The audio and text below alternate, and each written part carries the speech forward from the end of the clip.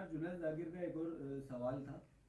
जुनैद का हाँ, क्या कह रहे हैं साबिकून के बारे में थोड़ा सा अगर बता दें तो भाई? 70,000 साल पहले कुन फयाकुन से 70,000 साल पहले जो अल्लाह पाक ने अपनी कुछ खास हाँ रूहें तख्लीक की थी, और इतना वक्त 70,000 साल ने अपने दीदार में रखा था, क्या बात अपने जलवे में, है। हाँ वो जलवे के नूर में नहाती रहीं।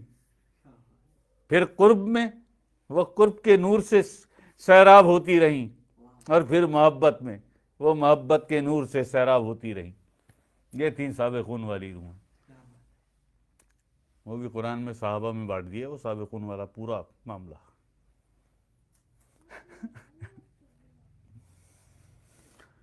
इन 400 साल से हैं हिंद के मैखाने बंद, अब तेरा फैज़ आम हो ऐ साकी। तो 400 साल का चढ़ा हुआ मुलम्मा ऐसे तो नहीं उतरता आसानी से, है जी।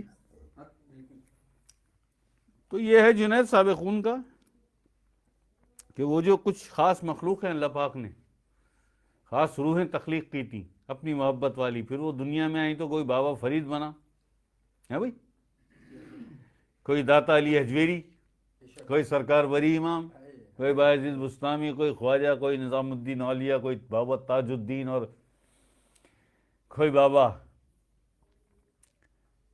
ताजुद्दीन नागपुर में है ना, हाजी अली बॉम्बे, हाजी मलंगदूला वो घाटियों में ऊपर पहाड़ों में जाके महाराष्ट्र की, साईं सुच्चल,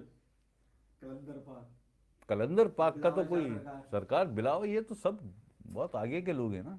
साईं सदा सुहागन, साईं सैली सरकार, बाबा लाल शाह, ये सब उन्हीं रूह में हैं, उन्हीं में हैं ये, और बाकी जो रह गई हैं वो आ रही हैं आस्ते आस्ते। क्या बात है। कुछ एक 3 रूहें और अभी बाकी हैं, 3 रूहें अभी बहुत ख़ास बाकी हैं जो इंशाअल्लाह बहुत अनकरीब वो भी साबिकून में हैं। ठीक है भाई।